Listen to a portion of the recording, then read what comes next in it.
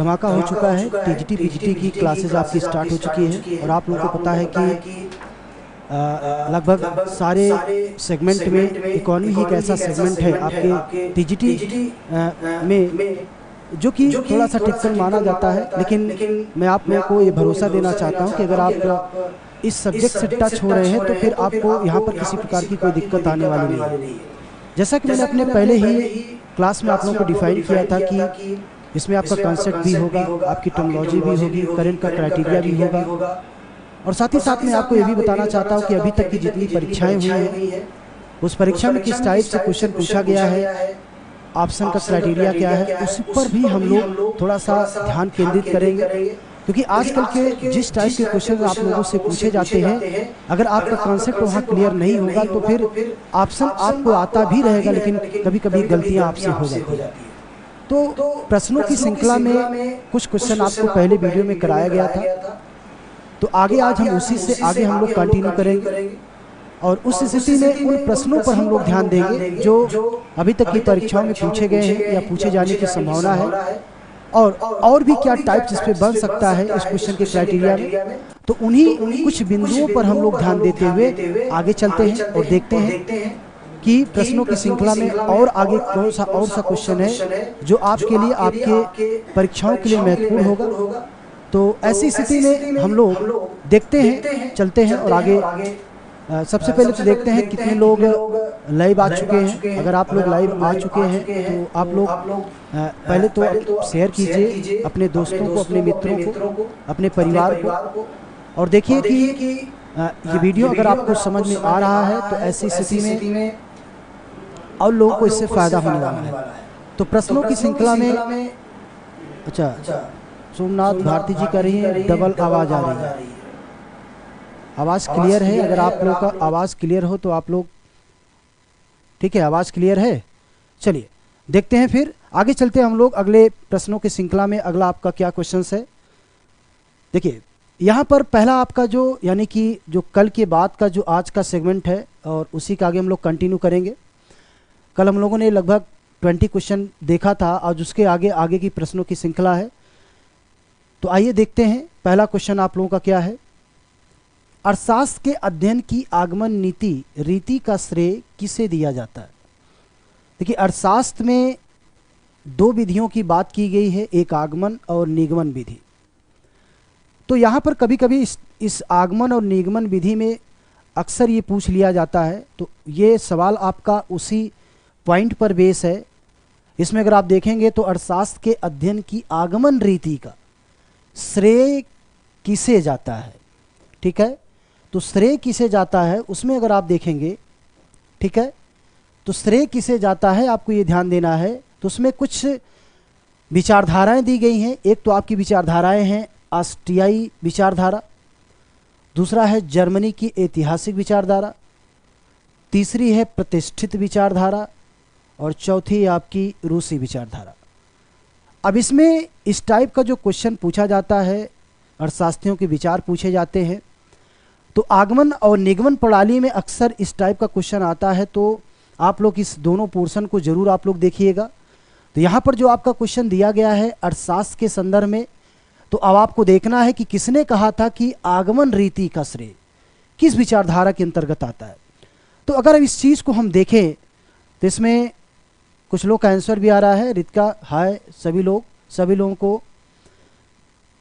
तो चलिए आप लोग क्वेश्चंस आप लोगों के सामने हैं, अब आप लोग जवाब दे सकते हैं कि क्या इसमें ऑप्शन सही होना चाहिए।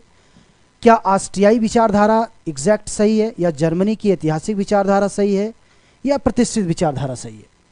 तो प्रश्नों की श्रृंखला में जो स्टार्टिंग है और उसमें ऐसे प्रश्नों का समावेश किया गया है जो आपकी परीक्षा के लिए सिर्फ महत्वपूर्ण ही नहीं है बल्कि जो आगे आने वाली परीक्षा है उसके लिए भी महत्वपूर्ण है। अगर हम इन प्रश्नों को थोड़ा सा बहुत करीब से देखें तो इसमें ऑस्ट्रियाई विचारधारा दिया है, जर्मनी की ऐतिहासिक विचारधारा दी गई है, प्रतिष्ठित विचारधारा और रूसी विचारधारा दी गई है। Anand Pandey ji good afternoon. Sandhya option A कह रही हैं। देखिए सबसे पहले हम लोग जवाब देते हैं कि आखिर इस विचारधारा में आगमन रीति का मतलब क्या है। देखिए आगमन अगर आप रीति की अगर बात करेंगे तो हम लोग थोड़ा सा पेज पर देखते हैं। आगमन रीति यानी आगमन विधि का जो प्रयोग किया गया है, ठीक है, आगमन विधि का जो प्रयोग किया था ये आप लोग ध्यान रखिएगा। ये सबसे पहले 1854 में अर्थशास्त्री थे जिसका नाम था रोसर, ठीक है। यानी 1854 में सबसे पहले रोसर ने इस सिद्धांत का प्रतिपादन किया था, ठीक है। और रोसर ने अपने सिद्धांत में जो अपनी विचारधारा रखी थी उसमें उन्होंने कहा था कि सत्यता की जब हम जांच करते हैं तो उसमें विशिष्ट सत्य से, ध्यान रखिएगा, विशिष्ट सत्य से ये सामान्य सत्य की तरफ इनका सिद्धांत था। यानी आगमन विधि के अंतर्गत रोसर का सिद्धांत जो है डेफिनेटली ये वर्क करता है विशिष्ट सत्य से सामान्य सत्य की तरफ। अब इसका मतलब क्या है?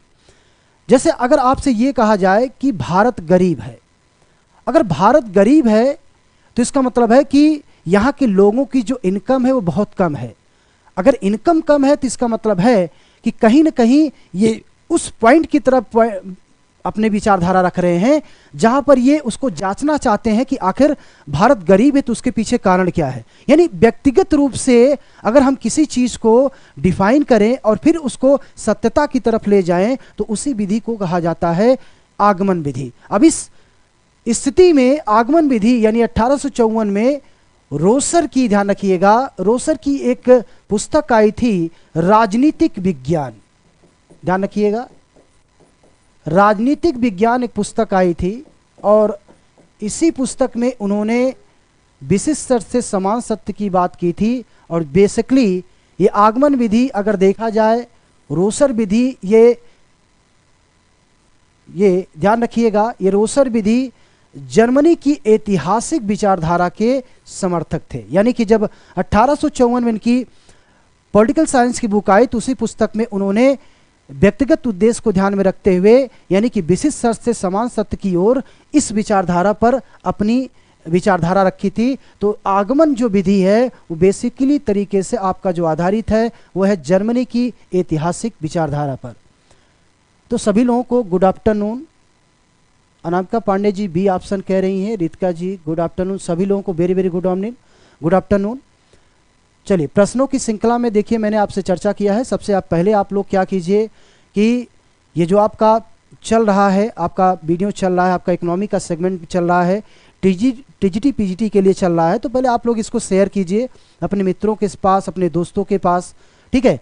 तो ऐसी स्थिति में उन लोगों को भी इसका फ़ायदा मिलेगा क्योंकि आपको पता है कि यूपी के यानी कि परीक्षा के लिए वैसे तो अभी फार्म टीजीटी पीजीटी के लिए भरे जा रहे हैं, लेकिन इसके अलावा लोक सेवा आयोग द्वारा भी हाल के कुछ दिनों में आपके सामने एलटी और पीजीटी की भी परीक्षाएं होने वाली है, उसका भी वैकेंसी आप लोग के लिए आने वाला है। तो इस स्थिति में अगर आप लोग पहले से ही फुल प्रिपेयरिंग करते हैं तो आपको आने वाली जो भी संभावित परीक्षाएं हैं उसमें आप लोगों को फ़ायदा मिलेगा। लेकिन उसके लिए आपको पहले तैयारी करनी पड़ेगी, क्लास को ज्वाइन करना पड़ेगा और जो भी क्लासेस चल रही हैं प्रॉपरली आपको देखना पड़ेगा कि आखिर इस जो भी आपके क्लासेस चल रही है उसमें किस टाइप का क्वेश्चन पुटअप हो रहा है जो आपके लिए सबसे महत्वपूर्ण होगा। तो प्रश्नों की श्रृंखला में आगे चलते हैं। बाकी लोगों ने, कुछ लोगों ने सही जवाब दिया है। चलिए सभी लोगों को वेरी वेरी गुड आफ्टरनून। तो आगे हम लोग चलते हैं। अगला जो आपका नेक्स्ट क्वेश्चन क्या है देखते हैं। अगला है गिफिन वस्तु के संदर्भ में क्या सही है। देखिए ये ऐसा सवाल है जो कन्फर्म है कि आपकी परीक्षा में पूछा ही पूछा जाएगा। अर्थात ये ऐसा क्वेश्चन है कि आप इसको नेग्लेक्ट कर ही नहीं सकते हैं और ख़ास तौर से जब ये सवाल पूछा जाता है तो गलती होने की संभावना लोगों की बढ़ जाती है। तो इस क्वेश्चन में गिफिन वस्तु क्या कहता है? प्रबल प्रतिस्थापन प्रभाव, प्रबल धनात्मक आय प्रभाव, प्रबल ऋणात्मक आय प्रभाव, इनमें से कोई नहीं। अब आप लोग जवाब दे सकते हैं। क्वेश्चन आप लोगों के सामने है, बहुत ही महत्वपूर्ण क्वेश्चन है और इस क्वेश्चंस में अक्सर देखा जाता है कि लोग गलतियां करके आते हैं। और गलतियां क्या होती है वो ऑप्शन देखने के बाद पता चलता है, उनका कॉन्सेप्ट क्लियर होता है लेकिन उसके बावजूद भी वो गलती कर जाते हैं। तो ऐसी स्थिति में अगर आपको इस टाइप के क्वेश्चन को हल करना है तो बहुत ही सिंपल है, उसके लिए मैं अभी आपको चर्चा करूंगा, लेकिन उससे पहले आप लोग जवाब दीजिए। अनामिका पांडे जी कह रही हैं बी, और लोग अजय कुमार गौतम जी कह रहे हैं 22 सी। बाकी लोग और लोग भी जवाब दे सकते हैं, क्या हो सकता है। Ajay Kumar ji very very good afternoon. चलिए सब लोग आ चुके हैं, लाइव हो चुके हैं। अजय कुमार, चलिए शालिनी ऑप्शन सी कह रही हैं।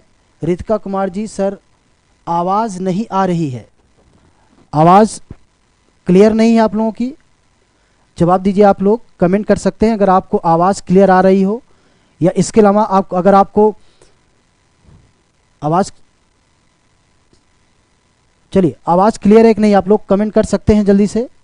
सोमनाथ भारती जी कह रही है सी। देखिए गिफिन वस्तु पर हम लोग चर्चा करेंगे। सबसे पहले गिफिन वस्तुएं, इसके बारे में अगर हम देखेंगे तो गिफिन वस्तुएं दो प्रकार की होती हैं। गिफिन, ठीक है, गिफिन वस्तु दो प्रकार की होती है, ध्यान दीजिएगा। एक होता है निकृष्ट वस्तु, ठीक है, और एक होता है जिसको कहते हैं अति निकृष्ट वस्तु।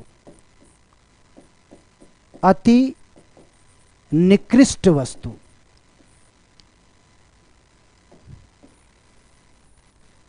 ठीक है। एक है जिसको बोलते हैं अति निकृष्ट वस्तु।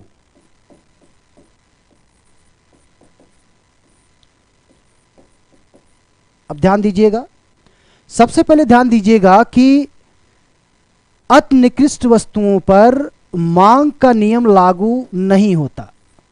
मांग का नियम, ध्यान रखिएगा, मांग का नियम लागू नहीं होता है, जबकि निकृष्ट वस्तुओं पर आपको ध्यान में रखना है, निकृष्ट वस्तुओं पर मांग का नियम लागू होता है।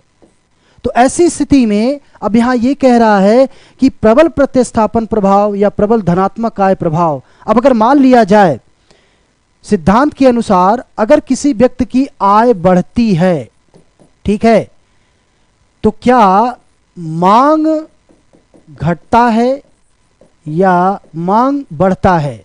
अब इस स्थिति में अगर आप देखेंगे तो ध्यान रखिएगा कि निकृष्ट वस्तुओं में जब मांग का नियम लागू होता है तो ध्यान रखिएगा कि आय बढ़ती है तो मांग बढ़ता है, यानी जब आय बढ़ती है मांग बढ़ता है, यानी हम कह सकते हैं जब आय बढ़ती है मांग बढ़ता है, तो ध्यान रखिएगा इसमें जो आपका सेगमेंट होता है यानी कि मांग होता है वो आपका धनात्मक होता है, यानी ये कह सकते हैं ये सामान्य वस्तुओं के संदर्भ में लागू होता है।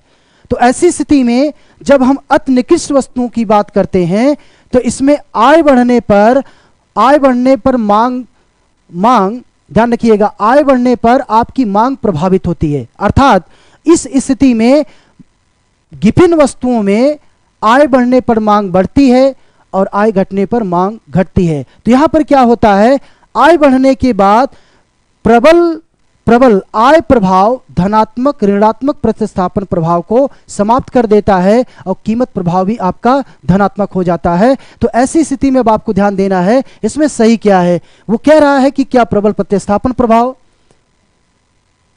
गुड आफ्टरनून सभी लोगों को। चलिए जवाब दीजिए आप लोग क्या होना चाहिए। तो मैंने आपसे कहा कि निकृष्ट वस्तुओं में ध्यान रखिएगा मांग के नियम लागू होता है, जबकि अति निकृष्ट या गिफिन वस्तुओं में मांग का नियम लागू नहीं होता है। तो ऐसी स्थिति में गिफिन वस्तुओं के संदर्भ में आपको ध्यान में रखना है कि धनात्मक आय प्रभाव ऋणात्मक प्रतिस्थापन प्रभाव को समाप्त कर देता है और वहां पर मूल्य प्रभाव भी आपका धनात्मक हो जाता है। तो ऐसी स्थिति में आपका जो ऑप्शन सही है वो आपका क्या है, बी सही है। ठीक है, तो अगर इस टाइप का क्वेश्चन आता है तो ध्यान रखिएगा निकृष्ट वस्तुओं में भी पूछा जाता है और अति निकृष्ट वस्तुओं में भी पूछा जाता है। समान वस्तुओं के संदर्भ में आय प्रभाव धनात्मक होता है, जबकि निकृष्ट वस्तुओं के संदर्भ में जो आपका आय प्रभाव होता है वो ऋणात्मक होता है। लेकिन ऐसी स्थिति में जब यहां पर वो पूछता है कि वस्तुएं किस प्रकार की होती हैं, तो वो जब गिफिन वर्ड का प्रयोग करता है, सिर्फ गिफिन की बात करता है, तो गिफिन ध्यान रखिएगा वो अति निकृष्ट वस्तुओं को ही हम लोग गिफिन वस्तुएं कहते हैं। इतना आप लोगों को ध्यान रखना। तो ऐसी स्थिति में धनात्मक आय प्रभाव ऋणात्मक प्रतिस्थापन प्रभाव को समाप्त कर देता है और आपका मूल्य प्रभाव होता है वो भी आपका धनात्मक हो जाता है। तो ऐसी स्थिति में आपका जो ऑप्शन सही है वो है आपका बी, यानी धनात्मक आय प्रभाव। चलिए, गुड आफ्टरनून सभी लोगों को। ऑप्शन सी, देखिए आप लोग जवाब दीजिए सही से कि आप पहले तो कॉन्सेप्ट को समझिए। मैंने आप लोगों से बताया था कि ये इकोनॉमी का जो सेगमेंट है पूरी तरीके से कॉन्सेप्ट पे भी आधारित है। अगर आपका कॉन्सेप्ट नहीं क्लियर है तो फिर आपको आंसर देने में समस्या आएगी। फिलहाल आपकी समस्याओं का यहाँ पर समाधान हो रहा है और इसके लिए मैंने आपसे बताया कि टीजीटी पीजीटी की क्लासेज आपकी स्टार्ट हो चुकी है। डिस्क्रिप्शन बॉक्स में जो भी नंबर दिए गए हैं आप लोग क्वेरी करके उसके बारे में आप लोग जानकारी ले सकते हैं।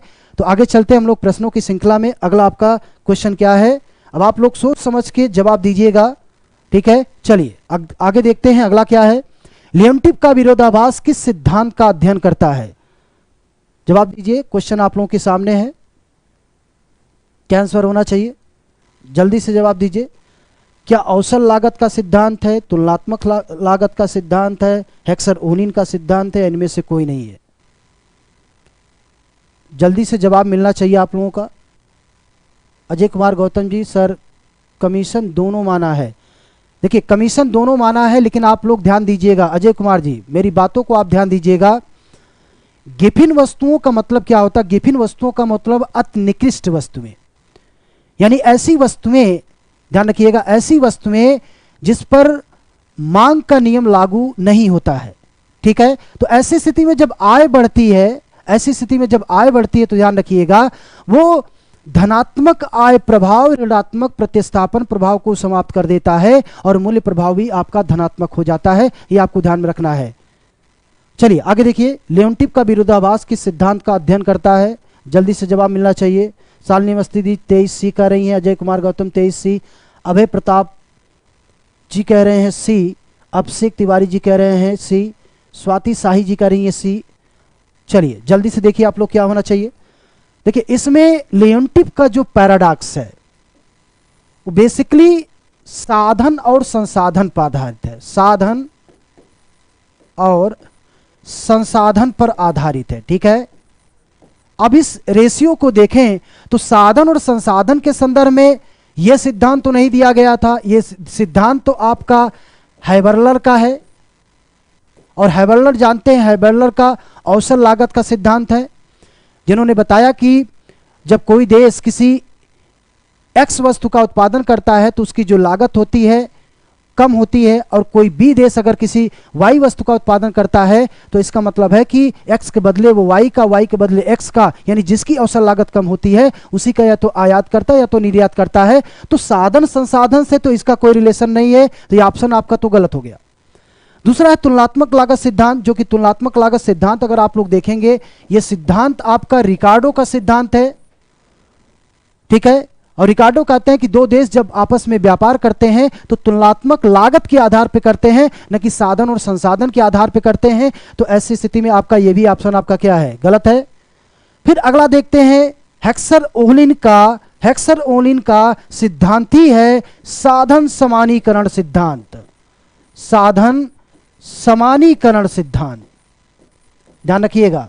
साधन समानीकरण सिद्धांत यानी साधन संपन्नता की बात करते हैं, यानी ऐसे देश होते हैं जो पूंजी प्रधान होते हैं या ऐसे देश होते हैं जो श्रम प्रधान होते हैं। जिन देशों में पूंजी प्रधान की संपन्नता होती है या जिन देशों में श्रम प्रधान की संपन्नता होती है उसी के हिसाब से लोग आयात और निर्यात करते हैं या अंतर्राष्ट्रीय व्यापार करते हैं। तो व्यापारिक श्रृंखला में हेक्सर-ओनिन का जो पैराडॉक्स है वो बेसिकली कहीं कहीं लियोनटिफ के पैराडॉक्स को डिफाइन करता है। तो यहां पर जो ऑप्शन आपका सही है वो ऑप्शन आपका सही है, ध्यान रखिएगा, वो ऑप्शन आपका सही है सी, यानी हेक्सर-ओनिन का साधन समानीकरण सिद्धांत जो लियोनटिफ के पैराडॉक्स को डिफाइन करता है। तो ऑप्शन आपका सही है, आपका सी। ज्यादातर लोगों ने सही जवाब दिया है।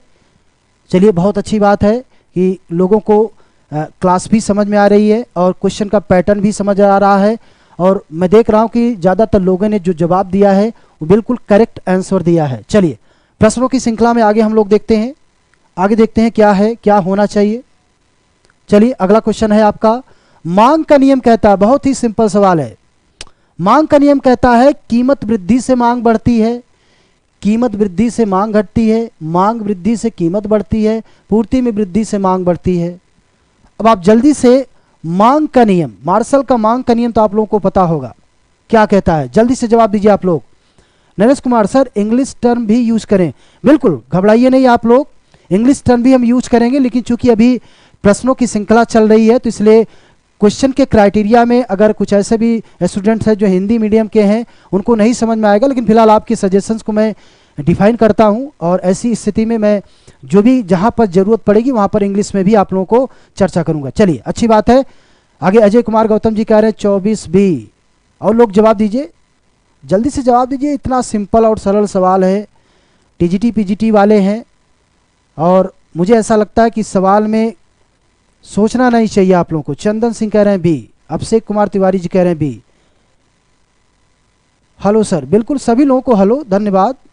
और आप लोग को अगर क्लास पसंद आ रही है तो मैंने आपसे कहा कि आप लोग इसको शेयर कीजिए और अपने दोस्तों के पास, परिवारों के पास, मित्रों के पास, ताकि जिन लोगों को आने वाली जो परीक्षा आपकी टीजीटी पीजीटी इकोनॉमिक सेगमेंट की है उसमें उनको पूरी तरीके से यहाँ पर उनको फायदा मिले। तो ऐसी स्थिति में जवाब दीजिए पहले आप लोग। स्वाति शाह जी कह रहे हैं 24B, चंदन सर कह रहे हैं बी, और लोग भी जवाब दीजिए जल्दी से। देखिए बहुत ही सिंपल सवाल है, अजय कुमार बी, बहुत सिंपल सा सवाल है। मांग का नियम क्या कहता है? मांग का नियम यानी मांग का नियम है क्या? देखिए जब हम कहते हैं किसी यक्ष वस्तु की मांग, ये निर्भर करती है आपकी प्राइस पर, और आप जानते हैं, आप लोगों को पता है, ये मांग वक्र बाएं से दाएं नीचे घटता हुआ होता है। जब बाएं से दाएं नीचे घटता हुआ होता है यानी कि ऋणात्मक होता है। मैंने कहा कि अगर ये है ओ की, ये है ओपी, ये है इक्विलिब्रियम यानी संतुलन। अब ऐसी स्थिति में अगर ये कहा जाए, वो कह रहा है कि मांग का नियम कहता है क्या? कीमत वृद्धि से मांग बढ़ती है। अगर मैं ये कहूं कि कीमत P से बढ़कर P1 होता है तो क्या मांग बढ़ती है? जी नहीं। अगर देखेंगे तो मांग Q से घटकर Q1 हो जाएगी, जो कि मांग नहीं बढ़ती है, मांग घट जाती है। आंसर आपका गलत हो गया। चलिए आगे देखते हैं। फिर कह रहा है कीमत वृद्धि से मांग घटती है, तो मैंने कहा जब E से E1 पर जाएगा, P से P1 होगा, तो इसका मतलब P से P1 होगा तो मात्रा यानी जैसे ही कीमत बढ़ेगी मांग घटकर Q से Q1 हो जाएगा। तो आंसर क्या है? कीमत वृद्धि से मांग घटती है। आंसर आपका क्या हो गया? सही हो गया। मांग वृद्धि से कीमत बढ़ती है, मांग वृद्धि से कीमत बढ़ती है, रिलेशन नहीं है। पूर्ति वृद्धि से मांग बढ़ती है, इसका भी कोई रिलेशन नहीं है। चलिए, तो ज्यादातर लोगों को समझ में आ गया होगा मार्शल का मांग के नियम, यानी कि मांग और कीमत में विपरीत रिलेशन होता है, यानी कीमत बढ़ती है तो मांग घटता है और कीमत घटती है तो मांग बढ़ता है। अनामिका पांडे जी कह रही है बी। चलिए आंसर आपका है बी। क्लियर हो गया? सभी लोगों का क्लियर हो रहा है?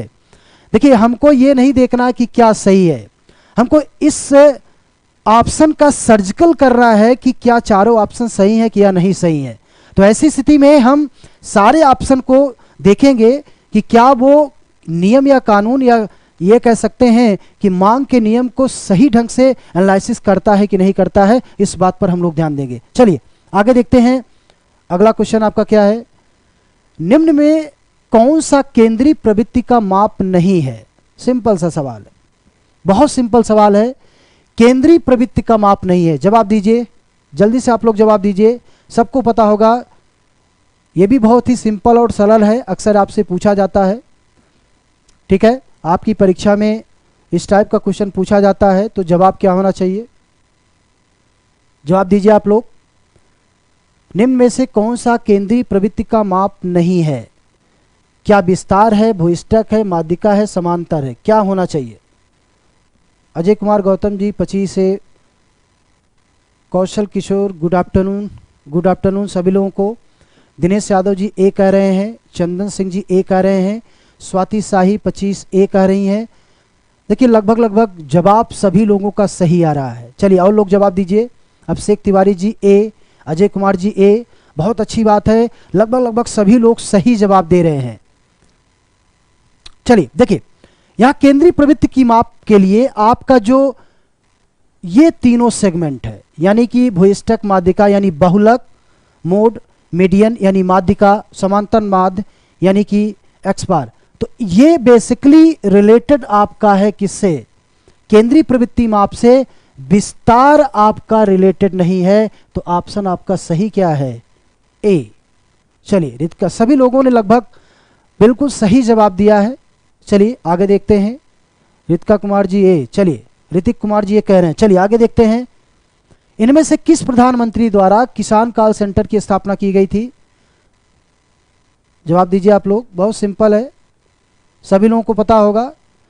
सबसे पहले तो ध्यान रखिएगा, केसीसी की स्थापना कब की गई थी? किसान कॉल सेंटर की स्थापना 1998-99 में की गई थी।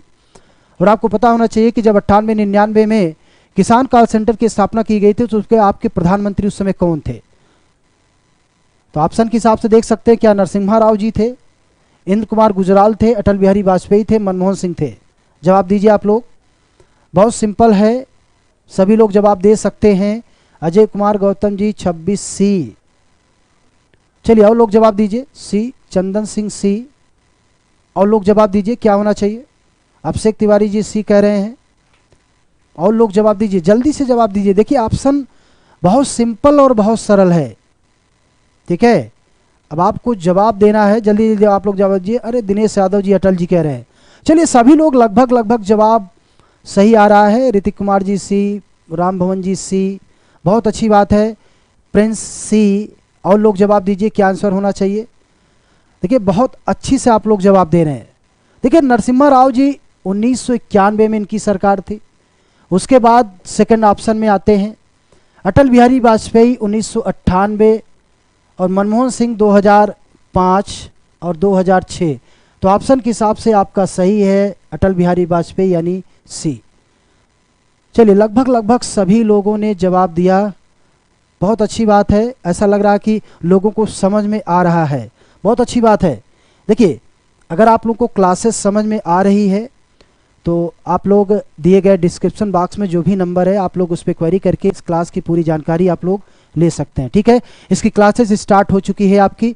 तो अभी तो आप लोगों को एग्ज़ाम की प्रिपेयरिंग कराई जा रही है। जो आने वाली आपकी परीक्षा है उस परीक्षा में किस टाइप के क्वेश्चंस पूछे जाते हैं, प्रश्नों की श्रृंखला क्या है, उसी को ध्यान में रखते हुए यहाँ पर कुछ प्रश्न आपको दिया गया है। तो अगला सवाल आपका क्या है, इसका जवाब आप लोग दीजिए।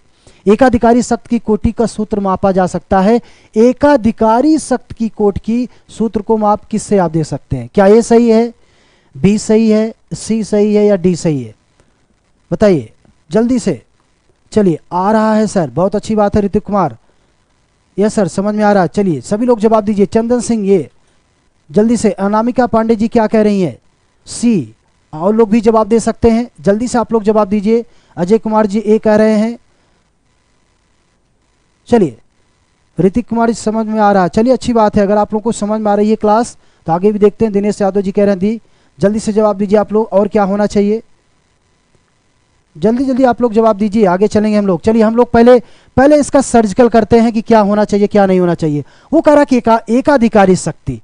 एकाधिकारी शक्ति का मतलब, एकाधिकारी का मतलब क्या होता है? एकाधिकारी का मतलब होता है कि मार्केट में बेचने वाला जो विक्रेता होता है वो अकेला होता है, ठीक है। अगर वो अकेला होता तो इसका मतलब है कि उस मार्केट में और कोई फर्में प्रवेश नहीं कर सकती। दूसरी बात है कि इस मार्केट में जो भी उत्पादक वस्तु का उत्पादन करता है उसका कोई भी नजदीकी स्थानापन्न नहीं होता। अगर वो नजदीकी स्थानापन्न होगा, समरूप वस्तुएं होगी, तो वहां पर ध्यान रखिएगा वो पूर्ण प्रतियोगिता की स्थिति बन जाएगी, ना कि एकाधिकार की। इस स्थिति में अगर हम एकाधिकारी शक्त की बात करें तो एकाधिकारी शक्त की कोट की सूत्र में इसको डिफाइन किया था लर्नर ने। अगर इसको हम देखें तो एकाधिकार में थोड़ा सा आप लोग ध्यान दीजिएगा,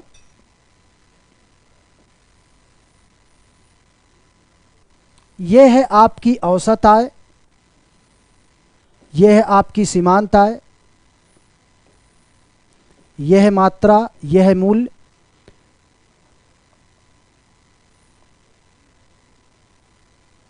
और यह है आपका औसत लागत, और यह है आपकी सीमांत लागत, ठीक है। अब आप देखिए यहां पर ओ एक्स और यह है आपका वाई। तो यहां पर अब आपको देखना है कि औसत लागत यानी लागत कम है, उसकी कीमत ज़्यादा है, तो इसका मतलब है कि ये एकाधिकारी का प्रॉफिट है। मोनोपोली। ऋतिक कुमार जी, सर हमको नहीं आ रहा है क्वेश्चन। देखिए, अगर आप लोगों ने बीए में पढ़ा होगा, बीए या कॉमर्स के लिए सॉरी एमकॉम आपने किया होगा, एमए किया होगा, तो वहाँ पर ये चीज़ें आपने पढ़ी होगी। अगर आपको सारी चीज़ें नहीं समझ में आ रही है तो फिर आप क्लास को ज्वाइन कीजिए, वहाँ पर आपको सारी चीज़ें और डिटेल में बताई जाएगी। लेकिन यहाँ पर मैं आपको कम से कम इतना तो आपको मैं समझा ही दूंगा कि क्या होना चाहिए क्या नहीं होना चाहिए। तो ऐसी स्थिति में देखिए, यहाँ पर जब औसत लागत ध्यान रखिए, औसत लागत कीमत से कम होगा तो ये पी यानी कीमत, यानी पी जिसको हम लोग कहते हैं कीमत, एमसी यानी कीमत और लागत के बीच जितना अंतर होगा, एकाधिकारी शक्ति कोट उतनी ही ज्यादा होगी। तो ऑप्शन को अगर हम देखें तो P माइनस एम सी ए अपान सीमांत आय बटा औसत आय, सीमांत आय औसत आय सीमांत आय, यानी कैलकुलेशन करेंगे तो पहला ऑप्शन आपका सही आ रहा है। इसको हम लोग ऐसे भी लिख सकते हैं, औसत आय माइनस सीमांत आय बटा औसत आय, ऐसे भी हम लोग लिख सकते हैं। अर्थात कीमत और सीमांत लागत के बीच जितना ही अंतर अधिक होगा, एकाधिकारी शक्ति कोट उतनी ही ज्यादा होगी। इसको डिफाइन किया था लर्नर ने, ठीक है, इसको डिफाइन किया था लर्नर ने। तो ऑप्शन के हिसाब से आपका ऑप्शन सही है ए। अजय कुमार, इंस्टीट्यूट का फोन पिक नहीं हो रहा है। नहीं, आप मिलाइए, इंस्टीट्यूट का नंबर मिलाइए आप लोग, ऐसा नहीं है। जो आपको दिया गया नंबर है डिस्क्रिप्शन बॉक्स में आप लोगों को दिया गया है, आप उस नंबर को आप लोग देख सकते हैं, ठीक है। उस पर आप क्वेरी कीजिए, ऐसा नहीं कि नहीं उठेगा। दो नंबर दिया गया है, आप दोनों नंबर में किसी एक नंबर पर आप लोग क्वेरी करके क्लास की पूरी जानकारी ले सकते हैं, कब से क्लासेस स्टार्ट होगी, ठीक है। चलिए आगे देखते हैं प्रश्नों की श्रृंखला में। इंस्टीट्यूट का फ़ोन पिक नहीं हो रहा, उठेगा, आप फ़ोन कीजिए, दूसरे नंबर पर फ़ोन उठेगा आपके। अजय कुमार जी, चलिए आगे देखते हैं। अगला क्या है आपका, जब तक सीमांत उत्पादन बढ़ता है तब तक कुल उत्पादन क्या होता है। देखिए, बहुत ही अच्छा सवाल है, और मैं आपको बता दूं कि ये जो आपका पॉइंट है कि जब सीमांत उत्पादन बढ़ता है और कुल उत्पादन, तो ये अक्सर इस पार्ट का सवाल कंफर्म होता है कि आपकी परीक्षा में एक सवाल इस पॉइंट से आता है। अगर इस पॉइंट में आपका ये क्वेश्चन अगर आपको क्लियर हो रहा है तो मैं आपको गारंटी दे दूं हूं कि इससे पूछा गया सवाल आपका कभी गलत नहीं होगा। लेकिन उसके लिए आपका कॉन्सेप्ट क्लियर होना जरूरी है कि जब कुल उपयोगिता बढ़ती है तो क्या होता है, सीमांत उपयोगिता बढ़ती है तो क्या होता है, औसत उपयोगिता बढ़ती है तो क्या होता है। उस बेसिक चीज को आपको समझना आवश्यक है। स्वाति साई जी कह रहे हैं 28A बढ़ती दर से बढ़ता है, और लोग जवाब दीजिए। अभिषेक तिवारी जी ए कह रहे हैं, और लोग भी जवाब दे सकते हैं। देखिए, प्रश्नों की श्रृंखला में ऐसा प्रश्न मैंने लिया है ताकि कॉन्सेप्ट पे हो आप लोग, ठीक है। शालिनी जी कह रही है ए, और लोग भी जवाब दीजिए, क्या कहना चाह रहे हैं। शालिनी जी बहुत लेट आई हैं, आप जल्दी से जल्दी आप लोग कमेंट कीजिए। अजय कुमार जी ए कह रहे हैं, जल्दी जवाब दीजिए। चलिए अब देखते हैं कि कह रहा कि जब सीमांत उत्पादन बढ़ता है तब कुल उत्पादन क्या होता है।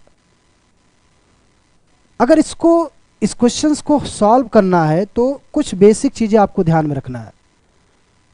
पहले तो ग्राफ को देखते हैं हम लोग, ग्राफ क्या है। ओ एक्स और वाई, ठीक है।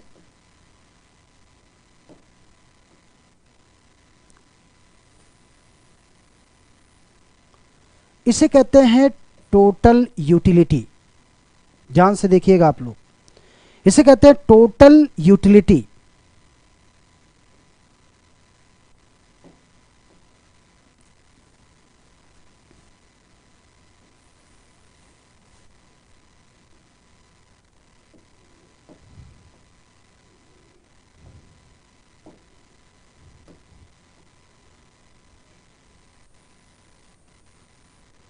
इसे कहते हैं एमपी।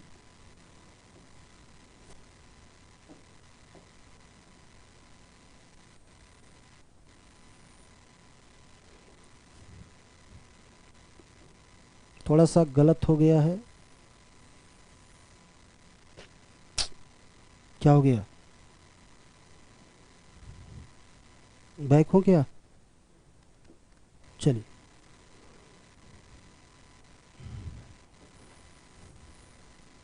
ये तो पूरा नहीं हो रहा है।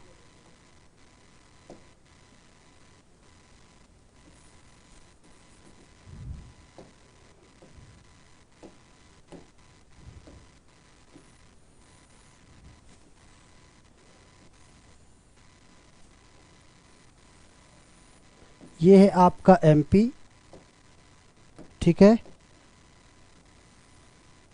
ये है आपका एपी, ठीक है। ओ, एक्स और वाई। देखिए एमपी है, यानी ये कह रहा है कि जब सीमांत उत्पादन बढ़ता है, जब सीमांत उत्पादन आपका बढ़ता है, सीमांत उत्पादन बढ़ता है तो औसत उत्पाद भी बढ़ता है, लेकिन औसत उत्पाद सीमांत उत्पाद से ऊंचा होता है। और आपकी जो कुल उपयोगिता है वो क्या है? बढ़ती दर से बढ़ता है, स्थिर दर से बढ़ता है, घटती दर से बढ़ता है, इनमें से कोई नहीं। ऋतिक कुमार जी, चलिए। अनामिका जी कह रही है सी। ध्यान रखिएगा, ये कह रहा है कि जब कुल उत्पादन बढ़ता है तो आपका सीमांत उत्पादन भी बढ़ता है, तो ये बढ़ेगा आपका किस दर से? बढ़ती दर से। ऑप्शन क्लियर हुआ आप लोगों का? प्रिंस जी कह this message is held for you. चलिए, लगभग सभी लोगों ने ए ही जवाब दिया है, ठीक है। चलिए आगे देखते हैं, अगला सवाल क्या है।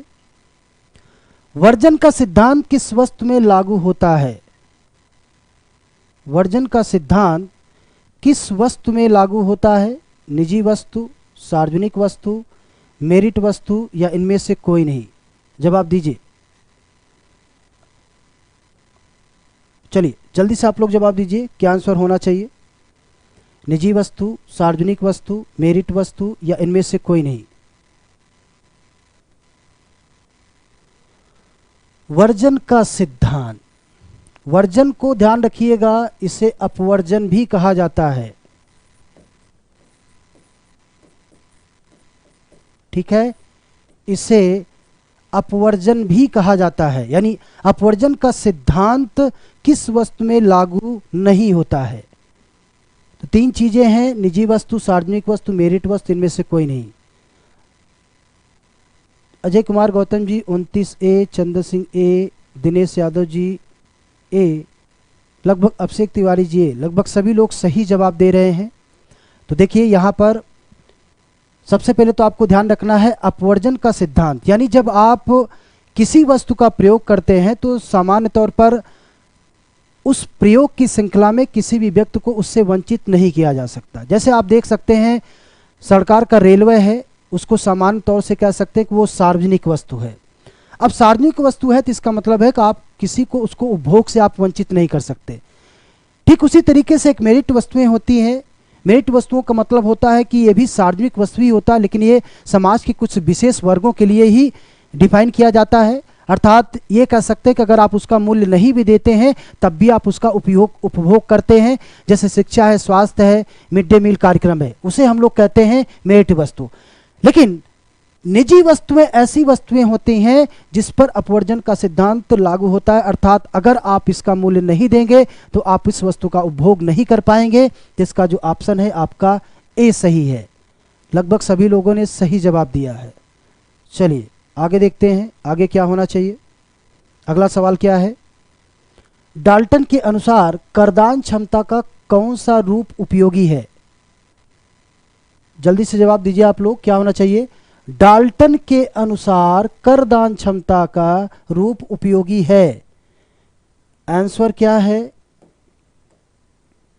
निरपेक्ष करदान क्षमता, सापेक्ष करदान क्षमता, ए और बी दोनों या इनमें से कोई नहीं? जल्दी से जवाब मिलना चाहिए आप लोगों का, क्या होना चाहिए। देखिए ऑप्शन को आप लोग ध्यान दीजिएगा, मिलता जुलता ऑप्शन है और जब इस टाइप से क्वेश्चन पूछा जाता है तो गलती होने की संभावना बढ़ जाती है। अजय कुमार गौतम जी 30 बी, और लोग जवाब दीजिए क्या होना चाहिए। अभिषेक तिवारी जी बी, जल्दी से और लोगों का क्या जवाब है, क्या होना चाहिए। देखिए डाल्टन का जो सिद्धांत है वो आपको ध्यान में रखना है।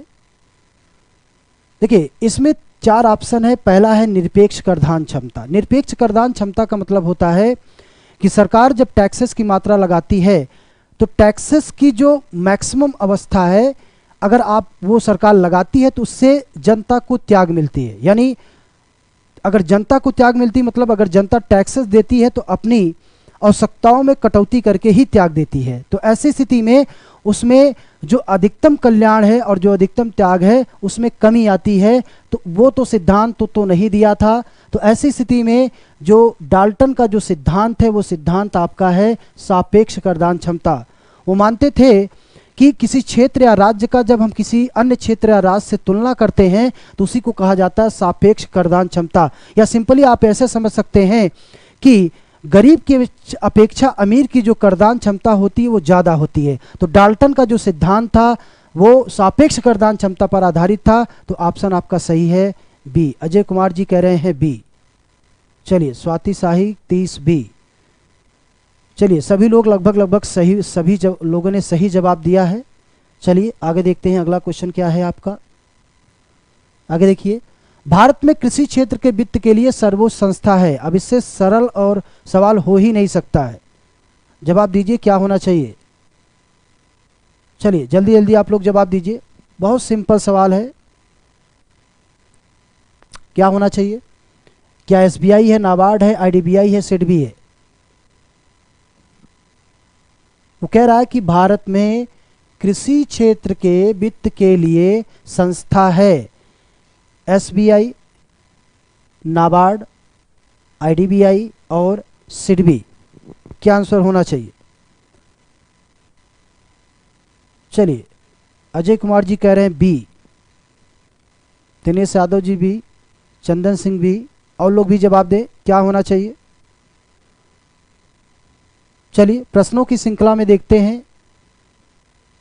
एसबीआई की जो स्थापना की गई थी वो जुलाई 1955 में की गई। नाबार्ड की स्थापना अप्रैल 1982 में की गई। आईडीबीआई की स्थापना 1964 में की गई। सिडबी की स्थापना 1990 में की गई। तो ऐसी स्थिति में ध्यान रखिएगा कृषि क्षेत्र के लिए वित्त के क्षेत्र में यानी जो सबसे सर्वोच्च संस्था है वो आपकी नाबार्ड है। ठीक है, तो ऑप्शन आपका सही है बी। चलिए लगभग सभी लोगों ने सही जवाब दिया है। आगे चलिए अगला क्वेश्चन क्या है। द्वय अंतराल मॉडल में 2 अंतरालों का तात्पर्य है। द्वय अंतराल यानी डुअल गैप। ध्यान दीजिएगा डुअल गैप क्या है। डुअल गैप, डुअल गैप में मुद्रास्फीति अंतराल, निवेश अंतराल, बचत अंतराल, अपस्फीतिक अंतराल, बचत बाध्यता, विदेशी मुद्रा बाध्यता, निवेश अंतराल एवं बचत अंतराल। क्या होना चाहिए? जवाब दीजिए जल्दी से आप लोग क्या होना चाहिए। देखिए क्वेश्चन को पहले आप लोग समझिए। कह रहा है कि द्वय अंतराल गैप में 2 अंतरालों का क्या है, मुद्रास्फीति अंतराल, निवेश, बचत अंतराल एवं अस्फीतिक अंतराल, बचत बाध्यता, विदेशी मुद्रा बाध्यता, निवेश अंतराल एवं बचत अंतराल। देखिए ऐसे प्रश्नों की श्रृंखला में ये टिपिकल क्वेश्चंस होता है। अगर आप कॉन्सेप्ट नहीं पता है तो गलती हो जाती है। तो यहाँ पर हम देखेंगे द्वय अंतराल की बात की जाती है मुद्रास्फीति। मुद्रास्फीति की हम लोग बात करते हैं कि जब किसी वस्तु की मांग अधिक होती है, पूर्ति कम होती है तो कीमत स्तर बढ़ता है। तो ऐसी स्थिति में महंगाई बढ़ती है तो उसको हम लोग सामान्य भाषा में मुद्रास्फीति कहते हैं। सेकंड सेगमेंट आते हैं इन्वेस्टमेंट की बात की जाती है। इन्वेस्टमेंट आप पब्लिक, प्राइवेट या किसी सेक्टर में जब इन्वेस्टमेंट होता है तो ऐसी स्थिति में इसके बीच इसका कोई रिलेशन नहीं होता है, कोई गैपिंग नहीं होती है। क्योंकि अगर निवेश बढ़ रहा है, यानी निवेश का मतलब यह है कि अगर मार्केट में भारी मात्रा में निवेश हो रहा है तो हो सकता है उसके कारण इन्फ्लेशन भी आपका बढ़ रहा हो, तो इसका इससे कोई रिलेशन नहीं है। लेकिन फिर कह रहा कि बचत अंतराल, अपस्फीतकारी अंतराल। अब इस बचत अंतराल का मतलब है कि आय का कितना हिस्सा उपभोग किया गया तो जो बचा वही आपका बचत है। तो ऐसी स्थिति में जब आप बचत की बात करते हैं तो अगर मान लीजिए अगर आप बचत करना ज्यादा स्टार्ट कर देंगे तो कह रहा है अपस्फीति। ठीक है, अपस्फीति का मतलब है कि ये मुद्रास्फीति के जस्ट रिवर्स चलता है। अर्थात इसमें होता क्या है कि बढ़ी हुई कीमतें सरकार द्वारा जानबूझकर कम की जाती है, जिसको हम लोग कहते हैं अपस्फीत। तो इसका मतलब यह है कि अगर अपस्फीत कार्य अंतराल की बात की जाएगी तो इसका मतलब है कि जो बचत है वो पहले की तुलना में कम हो रहा है, डिमांड नहीं हो रही है। ठीक है, तो इस अवस्था में बढ़ी हुई जो कीमतें हैं, जब सरकार उसको कम करने की कोशिश करती है तो बचत और अपस्फीत के बीच अंतराल बढ़ जाता है। तो इसका मतलब ऑप्शन आपका ये सही है। बाकी दूसरा देखते हैं कि बचत बाध्यता विदेशी मुद्रा क्या है। बचत बाध्यता का मतलब मैंने यही बताया कि आय का कितना हिस्सा उपभोग किया गया है और कितना बचत किया गया है। तो ऐसी स्थिति में विदेशी मुद्रा की बाध्यता के संदर्भ में इसका यहाँ पर कोई रिलेशन नहीं है, तो ये भी ऑप्शन आपका गलत है। इसके बाद अगर हम देखते हैं कि निवेश अंतराल बचत अंतराल, बातें वही है, इसी का उल्टा है, तो ये भी आपका ऑप्शन गलत है। तो ऑप्शन आपका जो सही है वो है आपका बी ऑप्शन। चलिए, अभिषेक तिवारी जी कह रहे हैं, क्या जवाब दे रहे हैं आप लोग? स्वाति 32, अभिषेक जी, दिनेश यादव जी ए नहीं होगा। आगे चलते हैं, अगला सवाल देखते हैं बी। चलिए आगे देखते हैं, अगला क्या है आपका सवाल? B K R B Rao संबंधित है। बताइए आप लोग, बहुत सिंपल सा सवाल है। Doctor B K R B Rao, ठीक है, doctor B K R B Rao related है किससे? फाइनेंस कमीशन से, 5 ईयर प्लान से, नेशनल इनकम से, या ऑल ऑफ देम, या सभी से? अजय कुमार गौतम, कंफ्यूजन में रॉन्ग हो गया। चलिए अच्छी बात है। फिलहाल अगर आपको कंफ्यूजन रॉन्ग हो गया तो इसके लिए आप किताबों को पढ़िए। अगर बातें नहीं समझ में आ रही है तो जीएस वर्ड प्लेटफॉर्म पर टीजीटी पीजीटी की क्लास स्टार्ट हुई है, आप इसको ज्वाइन कर सकते हैं आप लोग, ठीक है। चलिए आगे देखती है। आपसे तिवारी जी, कोई बात नहीं है, कोई बात नहीं है तिवारी जी, बस आप कॉन्सेप्ट पे ध्यान दीजिए। अजय गौतम जी 33C, संतराम मौर्य जी ए, स्वाति शाही 33C। देखिए बहुत ही सिंपल, बहुत ही सरल सवाल है। चंदन सिंह जी कह रहे हैं सी। और लोग जवाब दीजिए, जल्दी जल्दी जवाब दीजिए। आप लोग क्या होना चाहिए? देखिए प्रश्नों की श्रृंखला में आपको टिपिकल प्रश्न भी और सिंपल प्रश्न भी यहाँ पर इसमें रखे गए हैं, और उस टाइप के क्वेश्चन रखे गए हैं जो आपको आसानी से समझ में आ जाए। देखिए B K R B Rao basically finance commission से रिलेटेड नहीं थे, और आप जानते हैं कि आर्टिकल 280I के तहत राष्ट्रपति 5 वर्ष के लिए वित्त आयोग का गठन करता है। और वित्त आयोग क्या करता है? केंद्र राज्यों के बीच राजस्व बंटवारे की बात करता है। तो राजस्व बंटवारे का doctor B K R B Rao से कोई रिलेशन नहीं था, ठीक है। 5 ईयर प्लान की बात करते हैं। 5 ईयर प्लान, अब आप जानते हैं कि केसी नियोगी समिति की अनुशंसा के आधार पर जब 15 मार्च 1950 को योजना आयोग का गठन किया गया था, तो बेसिकली योजना आयोग ने पंचवर्षीय योजना का प्रारूप रखा था, लेकिन वहां पर इनका भी पंचवर्षीय योजना से बहुत ज़्यादा रिलेशन नहीं था। बट ये था कि उन्होंने हाँ योजना आयोग में अपनी भूमिका जरूर निभाई थी। फिलहाल दोनों ऑप्शन तो गलत हो गए। आगे देखते हैं doctor B K R B Rao. Doctor B K R B Rao 1925 और 26 के बीच इन्होंने राष्ट्रीय आय का सबसे पहले वैज्ञानिक अनुमान लगाया था। ये आंकड़े इनके 25 और 26 और 30-31 में भी आंकड़े इनके आए हुए थे। तो इनका जो रिलेशन है बेसिकली वो राष्ट्रीय आय से संबंधित है। तो ऑप्शन लगभग सभी लोगों का सी सही है।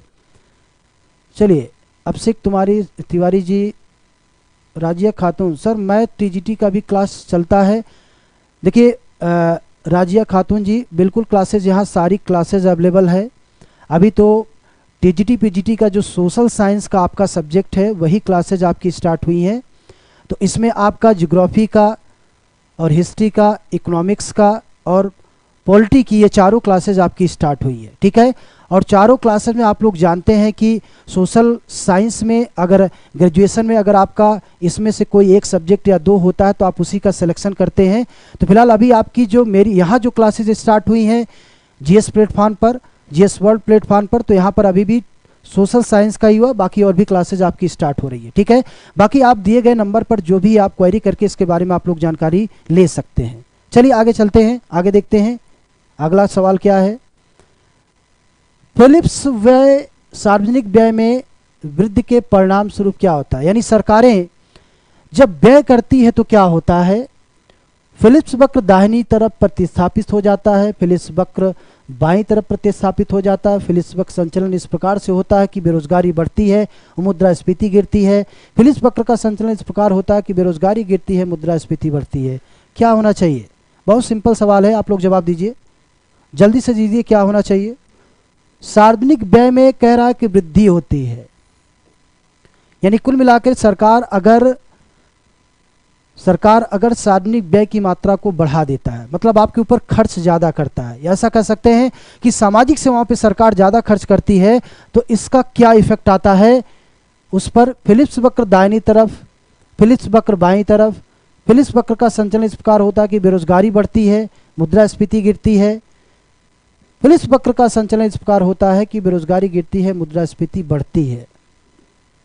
बताइए क्या होना चाहिए?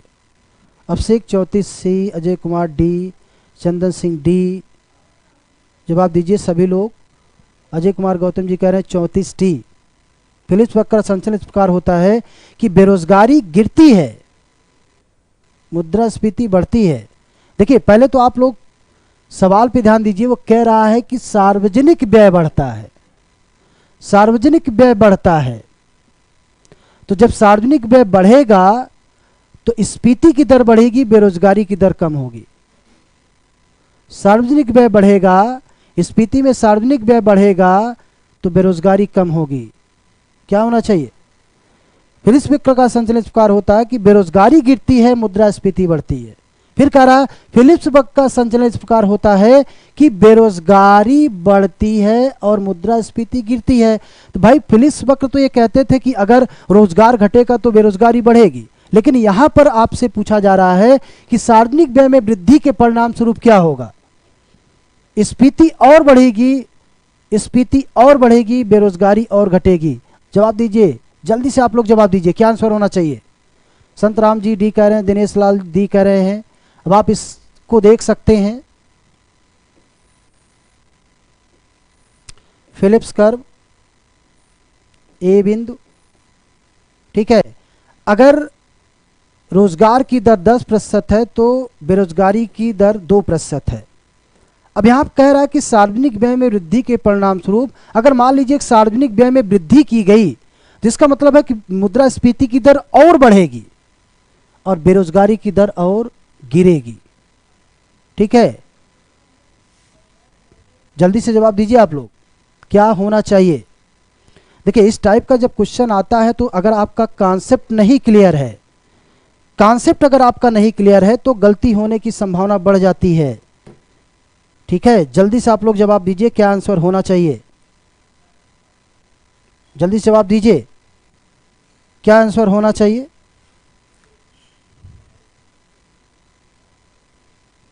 क्या होगा इसमें? जल्दी से जवाब दीजिए, क्या होना चाहिए आप लोग?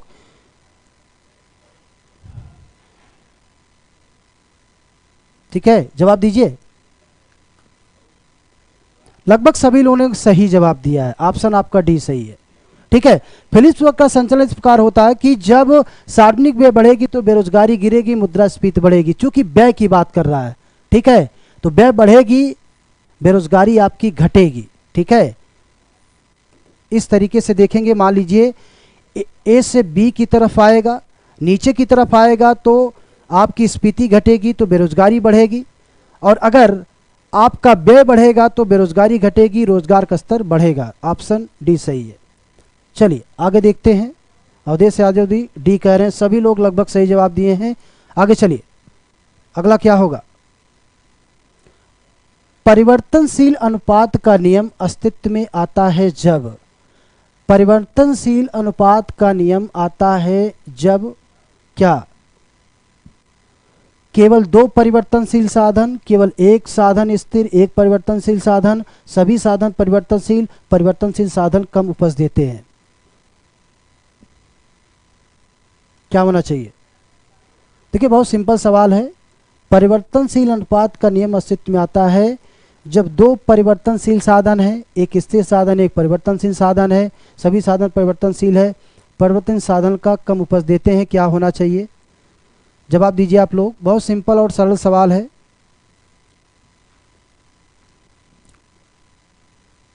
जल्दी से जवाब दीजिए। अवधेश यादव जी 35B, और लोग जवाब दे सकते हैं। जवाब दीजिए क्या होना चाहिए। देखिए बहुत सिंपल सवाल है। परिवर्तनीय अनुपात का नियम, पैमाने के प्रतिफल का नियम। परिवर्तनीय अनुपात के नियम में आप लोगों को पता है कि एक साधन स्थिर होता है, एक परिवर्तनशील होता है, जबकि पैमाने के प्रतिफल के नियम में दीर्घकाल में सभी साधन परिवर्तनशील होते हैं, यानी प्रायोगिक स्थिति में होते हैं।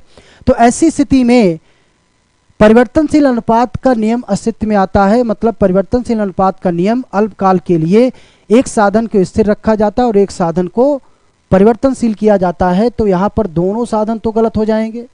एक साधन और एक परिवर्तनशील साधन, एक स्थिर और एक साधन परिवर्तनशील है, इसका मतलब सही है।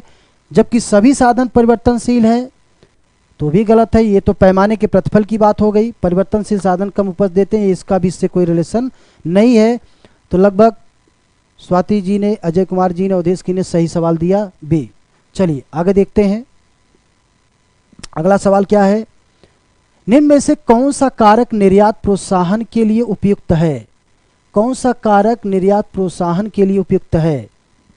निर्यात प्रोत्साहन के लिए उपयुक्त है, ये ध्यान रखिएगा। विश्व बाजार में निर्यात का हिस्सा बढ़ाने के लिए, आयातों को वित्त प्रबंधन करने के लिए, घरेलू बाजार में वस्तुओं की आपूर्ति के लिए, विदेशी ऋणों की अदायगी के लिए। जवाब मिलना चाहिए आप लोगों का। देखिए बहुत ये भी सिंपल सवाल है। कह रहा है कि निर्यात प्रोत्साहन की बात कर रहा है, ये आपको ध्यान में रखना है। निर्यात प्रोत्साहन के लिए उपयुक्त नहीं है, ठीक है, उपयुक्त नहीं है, उपयुक्त है नहीं, उपयुक्त नहीं है। तो ऐसी स्थिति में क्या होगा। जवाब दीजिए आप लोग जल्दी से। क्वेश्चन को समझिए और समझने के बाद फिर आप लोग इसका आंसर दीजिए। विश्व बाजार में निर्यात का हिस्सा बढ़ाने के लिए, आयातों का वित्त प्रबंधन करने के लिए, घरेलू बाजार में वस्तुओं की आपूर्ति बढ़ाने के लिए, विदेशी ऋण की अदायगी के लिए क्या होना चाहिए।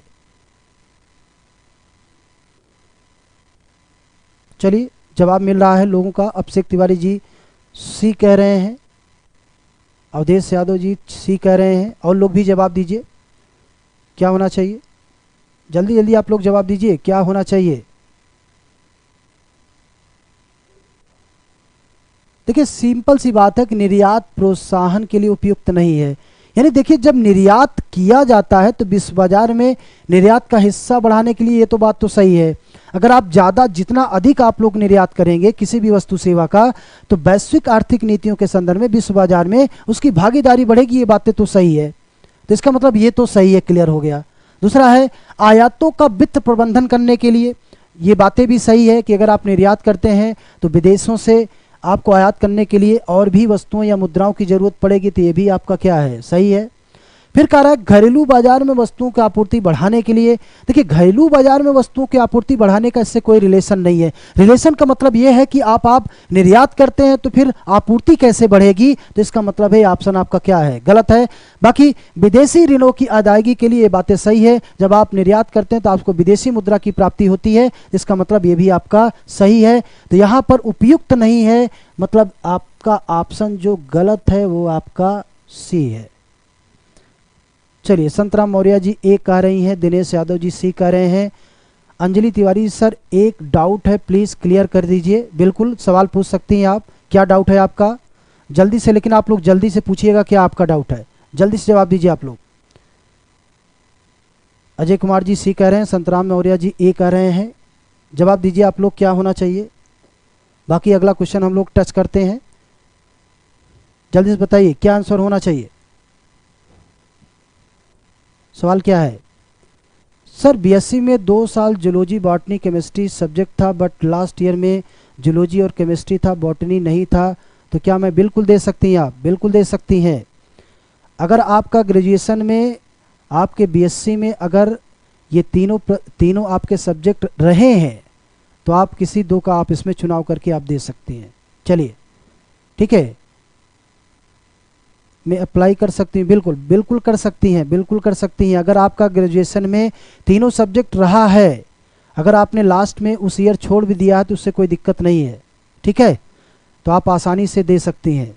चलिए क्योंकि 2 ईयर आपका रहा है, अजय कुमार गौतम जी कह रहे हैं 37C। चलिए जल्दी जल्दी आप लोग जवाब दीजिए क्या होना चाहिए? निम्नलिखित में से सही कालक्रम ज्ञात कीजिए। कीन्स का उपभोग फलन, आयु चक्र परिकल्पना, सापेक्ष परिकल्पना, फ्रीडमैन का स्थायी आय परिकल्पना। यह कह रहा है कि सही कार्यक्रम, सही कालक्रम आपको बताना है। सही कालक्रम का मतलब कि सबसे पहले कौन आया और सबसे बाद में कौन आया, ये आपको ध्यान देना है। संतराम मौर्य जी क्लासेस टाइम, देखिए आपको दिए गए डिस्क्रिप्शन पे नंबर दिया गया है। संतराम मौर्य जी, अजय कुमार गौतम जी, डिस्क्रिप्शन बॉक्स में नंबर दिया गया है। आप इस पे क्वेरी करके आप लोग क्लास के बारे में आप लोग जानकारी ले सकते हैं। ये बेसिकली मैंने आपसे बताया टीजीटी पीजीटी की ही क्लास है, नेट जेआरएफ की क्लास है।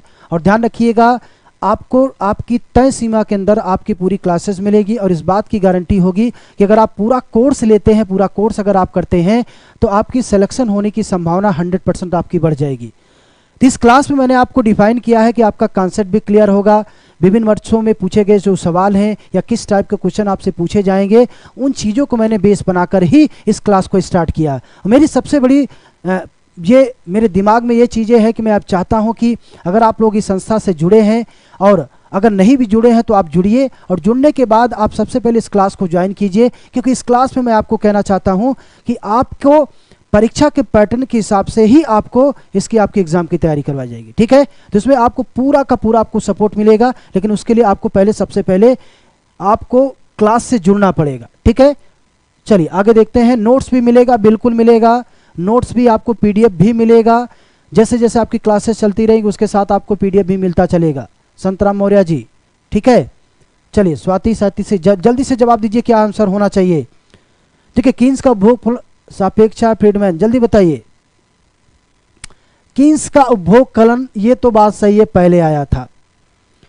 फिर कह रहा है कि सापेक्ष आय परिकल्पना 2 नंबर आया। इसके बाद कह रहा आयु चक्र परिकल्पना नहीं। फिर इसके बाद आया आपका फ्रीडमैन 3 नंबर। इसके बाद फिर लास्ट में आपका आया था आयु, यानी ये 4 नंबर। तो ऑप्शन हो गया 1 2 3, सॉरी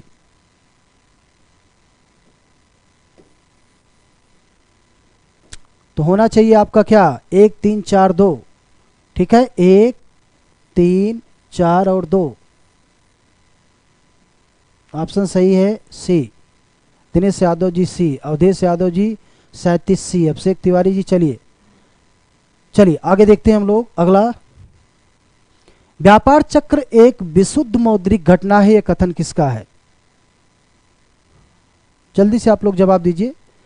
पहले वीडियो में इस क्वेश्चन पर मैंने बहुत डिटेल में एनालिसिस किया था कि हार्ट्रे कहते हैं कि व्यापार चक्र एक विशुद्ध मौद्रिक घटना है।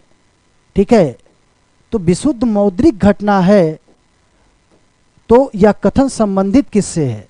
पहले क्लास में मैंने पहले वीडियो में इसके बारे में बहुत डिटेल में एनालिसिस किया था आप लोगों को। ठीक है, बाकी लोग जवाब दीजिए, क्या आंसर होना चाहिए? क्या एसी पीगू ने कहा, आरजी हार्ट्रे ने कहा, सुम्पीटर ने कहा, जेएम कीन्स ने कहा, किसने कहा था? जल्दी से आप लोग का जवाब मिलना चाहिए। देखिए बहुत पहले वीडियो में इसके बारे में मैंने आपको डिटेल में एनालिसिस किया था। Ajay Kumar Gautam ji 38 B, 38 B, RG Hawtrey, John Schumpeter, JM Keynes. और लोग जवाब दीजिए। स्वाति शाही 38 बी। और भी लोग जल्दी जल्दी जवाब दीजिए। आप लोग क्वेश्चन नहीं समझ में आ रहा क्या आप लोगों को? चलिए आरजी हार्ट्रे, चंदन सिंह बी कह रहे हैं। जल्दी से आप लोग जवाब दीजिए। चलिए जल्दी जल्दी जवाब दीजिए, क्या आंसर होना चाहिए आप लोगों का? AC Pigou, RG Hawtrey, John Schumpeter, JM Keynes, क्या होना चाहिए? Abhishek Tiwari ji B, Chandan Singh B, Awadhesh Yadav 38 B. और लोग जवाब दीजिए। देखिए बिल्कुल सही आप लोगों ने लगभग सभी लोगों ने सही जवाब दिया है, आरजी हार्ट्रे। ठीक है, आरजी हार्ट्रे कहते हैं कि अर्थव्यवस्था में मौद्रिक घटना एक विशुद्ध घटना होती है। यानी ऐसी स्थिति में जब अर्थव्यवस्था में मुद्रा की पूर्ति बढ़ती है, यानी बैंकों द्वारा साख का विस्तार किया जाता है, तो अर्थव्यवस्था में व्यापार चक्र की दशाएं उत्पन्न होती है, जिसमें मंदी या स्फीति की अवस्थाएं आ सकती हैं। इसीलिए उसको आरजी हार्ट्रे ने विशुद्ध मौद्रिक घटना कहा था। ऑप्शन आपका सही है बी। आगे चलिए। अभी ये क्वेश्चन आया हुआ था, आगे देखते हैं। सार्वजनिक व्यय में वृद्धि, ये भी क्वेश्चन आपका आया हुआ है, ये भी आया हुआ है। निम्न में से कौन सा कारक निर्यात प्रोत्साहन के लिए उपयुक्त है, ये भी आ चुका है। चलिए आगे देखिए। आंतरिक मितव्ययताएं उत्पन्न होती है जब, आंतरिक मितव्ययताएं उत्पन्न होती हैं जब फर्म श्रम विभाजन लागू करती है, उत्पादक कम उत्पादन करते हैं, सरकार सड़कें उपलब्ध कराती है, फर्म एकल वस्तु का उत्पादन करती है। क्या होना चाहिए?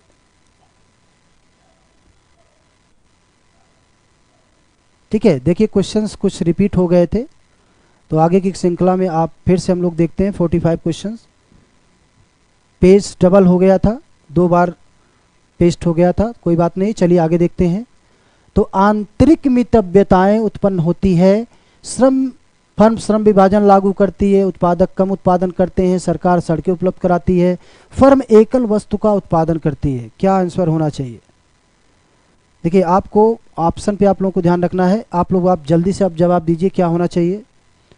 दिनेश यादव जी कह रहे हैं कि सी, और लोग जवाब दीजिए क्या आंसर होना चाहिए।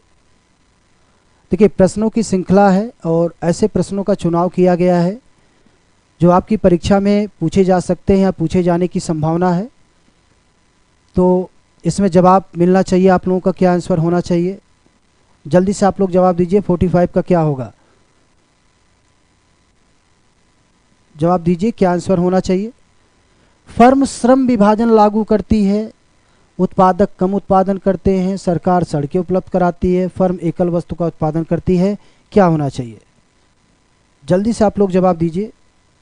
देखिए अगर आप लोग जवाब, क्वेश्चन नहीं समझ में आ रहा है, जवाब दीजिए आप लोग क्या होना चाहिए। देखिए आंतरिक मितव्ययताएं फर्म श्रम विभाजन लागू करती है, इसका मतलब यह है कि श्रम विशिष्टीकरण की बात की जाती है, उत्पादन दक्षता की बात की जाती है, मैनेजियल की बात की जाती है। अगर इसमें विशिष्टीकरण होता है तो फर्म का उत्पादन बढ़ेगा।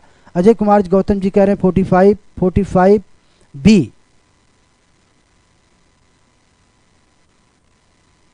ठीक है, क्या होना चाहिए? जल्दी से जवाब दीजिए क्या होना चाहिए आंसर आपका।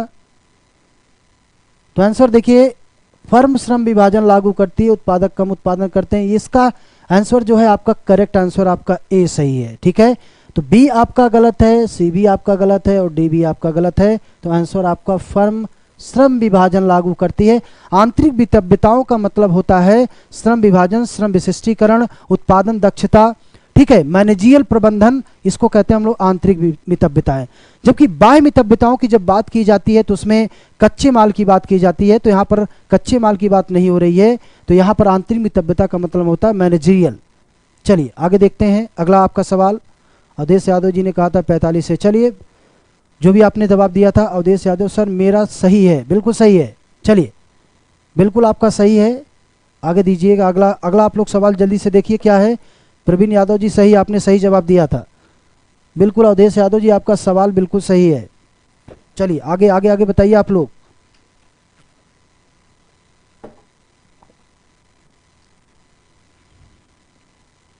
जवाब दीजिए क्या होना चाहिए। चलिए जल्दी से जवाब दीजिए क्या होना चाहिए। ठीक है, भूमि सुधार का प्रमुख उद्देश्य था, क्या होना चाहिए। भूमि सुधार का प्रमुख उद्देश्य था, क्या होना चाहिए। ठीक है, ये कह रहा है कि भूमि की उर्वरकता में सुधार करना, भूमि का पुनर्वितरण, भूमि का अधिग्रहण, भूमि की सिंचाई, क्या होना चाहिए। देखिए ये कह रहा है कि भूमि सुधार का प्रमुख उद्देश्य था। आपको ध्यान रखना है कि भूमि सुधार के लिए सरकार की क्या पॉलिसीज आई हैं, उसमें आपको ध्यान देना है।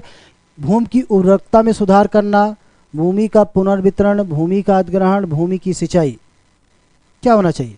जवाब दीजिए आप लोग। अजय कुमार 45 बी, आनंद बी, स्वाति शाही 45 से, दिनेश यादव 46 बी, अवधेश यादव आगे आगे चलिए आप लोग जल्दी जवाब दीजिए। Anand ji good afternoon. आनंद जी आपको बहुत लेट आए आज आप, कल तो समय से आ गए थे, आज आप बहुत लेट आए हैं। चलिए फिर भी कोई बात नहीं है। आगे आप लोग जवाब दीजिए 40C का क्या होना चाहिए, जल्दी से जवाब दीजिए। प्रवीण कुमार ए, चंदन सिंह ए, राकेश पाल ए। देखिए भूमि सुधार का प्रमुख उद्देश्य था, ये आपको बताना है। जवाब दीजिए। भूमि की उर्वरकता, ये तो भूमि सुधार के लिए सरकार का कार्यक्रम था, वो अलग चीज थी। यहां पर कह रहा है कि उद्देश्य क्या था सरकार का, ठीक है। भूमि सुधार का प्रमुख उद्देश्य था। देखिए इस क्वेश्चन को आपको ध्यान में रखना है। क्वेश्चन जिस टाइप से पूछा गया है वो आपको ध्यान रखना है। पहले तो भूमि की उर्वरकता में सुधार करना, तो ये प्राथमिक उसका एस्पेक्ट था, लेकिन उनका मुख्य उद्देश्य क्या था। राकेश पाल जी ये कह रहे हैं, अजय कुमार जी ये कह रहे हैं, और लोग जवाब दीजिए जल्दी हो। 46 क्या होना चाहिए, 46 B, B B. Awadhesh Yadav ji B, बिल्कुल सही जवाब है, आपका आंसर सही है बी। देखिए जब उद्देश्य की बात की गई थी उसमें नियोजन की बात की गई थी, पुनर्वितरण की बात की थी, भूमि के संदर्भ में अलग अलग नीतियां बनाने की बात की गई थी, वो उसका मुख्य उद्देश्य था, ना कि प्राथमिक उद्देश्य था। तो आपका जो ऑप्शन सही है वो आपका बी सही है, ये आप लोग ध्यान दीजिएगा। जब इस टाइप का क्वेश्चन पूछा जाता है तो इसके कुछ नेगेटिव पार्ट भी होते हैं, कुछ पॉजिटिव पार्ट होते हैं। तो ये नेगेटिव पार्ट का मुख्य उद्देश्य वाला पार्ट था जो कि पॉजिटिव में था, तो इसलिए आपका ये ऑप्शन बी सही है। चलिए बी बी राइट। चलिए आगे चलिए। निम्न में से कौन सा समीकरण समानांतर माध्यमादिका और भूयष्टक के बीच सही है। बहुत सिंपल सवाल है, लगभग सभी परीक्षा में ये पूछ ही लिया जाता है, तो बगैर सोचे आप लोग जल्दी से जवाब दीजिए क्या आंसर होना चाहिए। जल्दी से जवाब दीजिए क्या होना चाहिए, जल्दी जवाब दीजिए सभी लोग, क्या होना चाहिए। देखिए सिंपल सवाल है, m equal to 3x bar minus 2z, x bar equal to 2z minus 3m, z equal to 3m minus 2z, क्या होना चाहिए। इनमें से कोई नहीं या कोई ऑप्शन। इनमें से कौन सा समीकरण समानांतर माध्यमादिका और भूयष्टक के बीच सही संबंध दर्शाता है। अवधेश यादव जी कह रहे हैं 46C, अजय गौतम जी सी, दिनेश यादव जी सी, और लोग जवाब दीजिए जल्दी जल्दी जवाब दीजिए। स्वाति शाही सी, लगभग सभी लोगों का जवाब सही आ रहा है, ठीक है। यहाँ पर जो आपका ऑप्शन सही है वो ऑप्शन आपका सी सही है, ठीक है। देखिए जब समीकरण समानांतर माध्यमादिका और भूयष्टक की बात की जाती है तो x बार यानी जो उसका फार्मूला है 3 2x यानी m माइनस एक्स, तो इसमें जब कभी कभी मोड दिया होता है तो आपको मल्टीप्लाई करके घटा देना पड़ता है, तो ऐसी स्थिति में उसमें z का मान अवेलेबल हो जाता है। तो इसमें ऑप्शन आपका सही है सी। चलिए आगे देखिए, सट्टा उद्देश्य हेतु मुद्रा की मांग निर्भर करती है। जवाब दीजिए जल्दी से आप लोग, क्या होना चाहिए। सट्टा उद्देश्य हेतु मुद्रा की मांग निर्भर करती है आय के स्तर पर, ब्याज की दर पर, मुद्रा की उपलब्धता पर, रहन सहन के स्तर पर। यह भी बहुत ही सिंपल सवाल है, आप लोग जवाब दीजिए क्या आंसर होना चाहिए। करेक्ट आंसर क्या है, जवाब दीजिए आप लोग।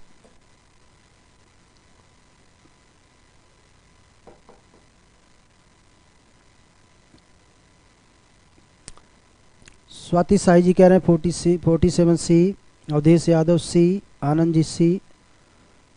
जी सर पढ़ाया गया था।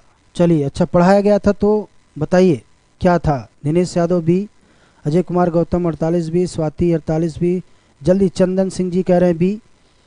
देखिए सट्टा उद्देश्य की बात कर रहा है, मुद्रा की मांग। कीन्स के सिद्धांत में हम लोगों ने पढ़ा था कि L1 जो कि डिपेंड करता है इनकम पर, इसको हम लोग कहते हैं लेन देन, ठीक है। लेन देन की बात करते हैं, लेन देन भी आपका डिपेंड करता है इनकम यानी आय पर। फिर L1 की ही बात करेंगे जो कि ये भी फलन है इनकम का, यह है पूर्वोपाय उद्देश्य, मतलब भविष्य के लिए व्यक्ति अपने आय का कुछ हिस्सा अपने पास लोग बचा के रखते हैं। और यहाँ पर जो L2 की बात की गई थी वो आपका फलन है ब्याज दर का, जो कि ये डिपेंड करता है आपका सट्टा पर। ठीक है, तो आय का स्तर तो गलत है, ब्याज की दर पर सही है, मुद्रा की उपलब्धता गलत है, रहन सहन का स्तर गलत है। तो ऑप्शन आपका सही क्या है? ठीक है, ऑप्शन सही क्या है आपका? ब्याज की दर। ठीक है, क्लियर हो गया आप लोगों का? तो यहां पर सट्टा उद्देश्य की बात कर रहा है, तो सट्टा उद्देश्य ब्याज की दर पर निर्भर करता है। L2 इक्वल टू फलन है आपका ब्याज का, तो सट्टा उद्देश्य बेसिकली डिपेंड करता है इंटरेस्ट रेट पर। तो ऑप्शन आपका सही है आपका सी, बी। ठीक है, चलिए लगभग सभी लोगों ने बी ही जवाब दिया है ब्याज की दर पर। अवधेश ट्रैवल किंग C2B, चलिए अच्छी बात है। आगे देखिए अगला आपका क्या सवाल है। मुद्रास्फीति से किसे लाभ होता है? बहुत सरल है, जल्दी से आप लोग जवाब दीजिए। मुद्रास्फीति में किसे लाभ होता है? जवाब मिलना चाहिए आप लोगों का। मुद्रास्फीति से किसे लाभ होता है? पेंशनधारी को, ऋणी को, ऋणदाता को, बचतकर्ता को? क्या होना चाहिए? जवाब दीजिए आप लोग। पेंशनधारी को, ऋणी को, ऋणदाता को, बचतकर्ता को?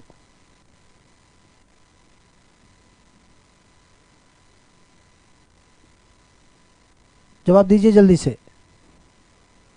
अजय कुमार गौतम बी, प्रवीण कुमार यादव जी बी, और लोग भी जवाब दीजिए। स्वाति शाही जी बी, और लोग जवाब दीजिए। अभिषेक तिवारी बी। देखिए अगर मुद्रास्फीति की बात करें तो मुद्रास्फीति का मतलब क्या होता है, मनी इन्फ्लेशन का मतलब क्या होता है, ये आपको पहले तो ये तो समझना है। मनी इन्फ्लेशन का अर्थ क्या है, अब इसको आप पहले ध्यान से देखिए। मनी इन्फ्लेशन का मतलब होता है कि supply of money is greater than supply of production. यानी ये कह सकते हैं कि जब मुद्रा की पूर्ति मार्केट में अधिक होती है, ठीक है, और वस्तु की मात्रा कम होती है, तो ऐसी स्थिति में आपका जो प्राइस है वो बढ़ता है, और जब प्राइस आपका बढ़ता है तो वहाँ पर जन्म लेता है आपका इन्फ्लेशन। और जब इन्फ्लेशन जन्म लेता है तो इन्फ्लेशन में ध्यान रखिएगा, यानी कि मनी इन्फ्लेशन होने पर आपकी जो मुद्रा है, यानी मुद्रा की वैल्यू है आपकी, वो कम हो जाती है। तो मुद्रा की वैल्यू कम हो जाती है तो इन्फ्लेशन में जब, यानी कि जब वो व्यक्ति बैंक से या किसी व्यक्ति से ऋण लेता है तो उस समय तो इन्फ्लेशन नहीं होता है, लेकिन जब उसे वापस करता है तो क्या होता है, तो मुद्रास्फीति में किसे लाभ होता है, जब उसे वापस करता है तो उसकी वैल्यू कम हो जाती है, जबकि जब उसने लिया था उसकी वैल्यू अधिक थी। तो ऐसी स्थिति में यहाँ पर ऋणी को क्या होगा? प्रॉफिट होगा। ऑप्शन आपका सही है। अगर हम पेंशनधारी की बात करें तो मुद्रास्फीति में पेंशनधारी, मुद्रास्फीति में मुद्रा का मूल्य कम हो जाता है, तो ऐसी स्थिति में पेंशनधारी को उतनी जो पैसा वो लेके मार्केट में क्रय करने जाएगा, उस पैसे से ज़्यादा वस्तुओं को वो क्रय नहीं कर पाएगा, तो यहाँ पर इसको तो हानि हो जाएगा। ऋणदाता, ऋणदाता का मतलब अगर बैंक ने आपको ऋण दिया था तो जाहिर सी बात है उस समय मुद्रा की वैल्यू अधिक रही होगी, लेकिन जैसे ही इन्फ्लेशन आया मुद्रा की वैल्यू घट गई, तो ऐसी स्थिति में जब आप उसे वापस करेंगे तो वहां पर ऋणदाता को भी क्या होगा? हानि होगा। तो यही कारण है कि अगर बैंकों की इस तरीके की पॉलिसी आती है तो बैंक अपने क्या करते हैं, अपने वैल्यू को मेंटेन रखने के लिए वो ब्याज दर को क्या करते हैं? बढ़ा देते हैं। तो यहाँ पर इनको भी नहीं होगा। बचतकर्ता, अगर आपने आज 10 रुपये रखा है और आज आपको 10 रुपये में 1 किलो टमाटर मिल रहा है, अगर 10 दिन बाद मान लीजिए टमाटर का भाव 40 रुपये किलो हो गया और 10 रुपये आप लेके जाएंगे तो आपको 1 किलो नहीं मिले बल्कि 1 पाव मिलेगा। इसका मतलब यह है कि बचतकर्ता को भी क्या होगा? हानि होगा। तो यहाँ पर ऋणी को क्या होगा? लाभ होगा। तो ऑप्शन आपका सही क्या है? बी। क्लियर हो रहा आप लोगों को? क्लास आप लोगों को कैसी लग रही है? आप लोग कमेंट भी कर सकते हैं। ठीक है, प्रश्नों की श्रृंखला है, मैंने आपसे बताया है कि इस टाइप के जो क्वेश्चंस पूछे जाते हैं कॉन्सेप्ट पे ही होते हैं। चलिए आगे देखते हैं। घर्षणात्मक बेरोजगारी उत्पन्न होती है। घर्षणात्मक बेरोजगारी क्या होता है? जवाब दीजिए आप लोग। पहले तो ऑप्शन देख लीजिए। घर्षणात्मक बेरोजगारी उत्पन्न होती है जब वास्तविक सकल घरेलू उत्पाद घटे, जब कोई प्रथम बार श्रम शक्ति से जुड़ता है तो उसे काम मिलने में समय लगता है, अगला, तकनीकी परिवर्तन के परिणाम स्वरूप एक व्यक्ति सेवानिवृत्त हो जाए, क्या आंसर होना चाहिए? चलिए, अवधेश यादव जी कह रहे जी सही है। आगे देखिए अभिषेक तिवारी जी, चलिए अच्छी बात है, आप लोगों को समझ में आ रहा है। अगला आपका क्वेश्चंस क्या है?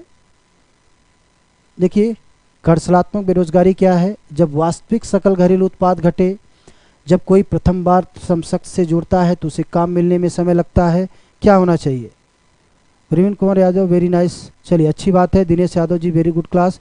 राकेश पाल जी बताइए बी, चंदन सिंह बी, अजय कुमार जी सी।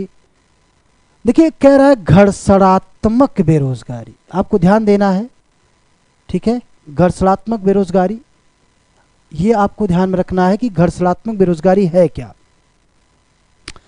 देखिए घर्षणात्मक बेरोजगारी का मतलब बहुत सिंपल सी बात है कि जब कोई श्रमिक, जैसे मान लीजिए बंबई गया कमाने, बॉम्बे गया कमाने, तो अब वो श्रमिक डिपेंड करता है कि क्या वो शिक्षित है या प्रशिक्षित है। अब कभी कभी ऐसा होता है कि वहां पर जाने के बाद हो सकता है कि कुछ समय उसे काम ना मिले, ऐसा भी हो सकता है।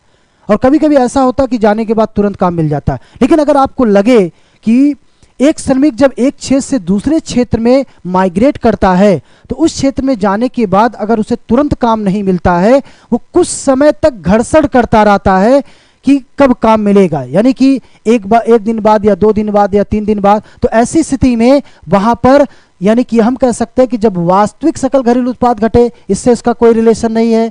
जब कोई प्रथम बार श्रम शक्ति से जुड़ता है तो उसे काम मिलने में समय लगता है। ये ऑप्शन आपका सही है, क्योंकि पहली बार श्रमिक जब किसी इंडस्ट्री सेक्टर या सर्विस सेक्टर में जाता है और उसे काम मिलने में थोड़ा सा समय लगे, अर्थात ऐसे कहिए कि वह नौकरी की तलाश में इधर उधर भटकता रहता है, उसे काम नहीं मिलता है, वो घर्षण करता रहता है, तो उस व्यक्ति को आ जाता है घर्षणात्मक बेरोजगारी। तो ऑप्शन के हिसाब से आपका बी क्या है? सही है।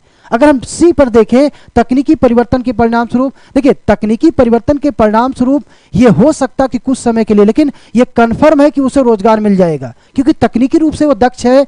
हाँ, अब ये डिपेंड करता है कि किस तरीके से तकनीकी रूप से दक्ष है, ये डिपेंड करता है। अगला है, जब एक व्यक्ति सेवानिवृत्त जाए तो इसका इससे कोई रिलेशन नहीं है, तो ऑप्शन आपका बी सही है, ठीक है। जब पहली बार कोई व्यक्ति, ध्यान रखिएगा, पहली बार श्रम शक्ति से जुड़ता है, पहली बार कहीं काम करने के लिए जाता है, तो उसकी अयोग्यता, उसकी अशिक्षा और उसका अप्रशिक्षण उसे कुछ समय के लिए रोजगार तलाश करने के लिए मजबूर करता है, और जब तक उसे रोजगार नहीं मिलता है तब तक घर्षण करता रहता है, तो इसीलिए उसको कहा जाता है घर्षणात्मक बेरोजगारी।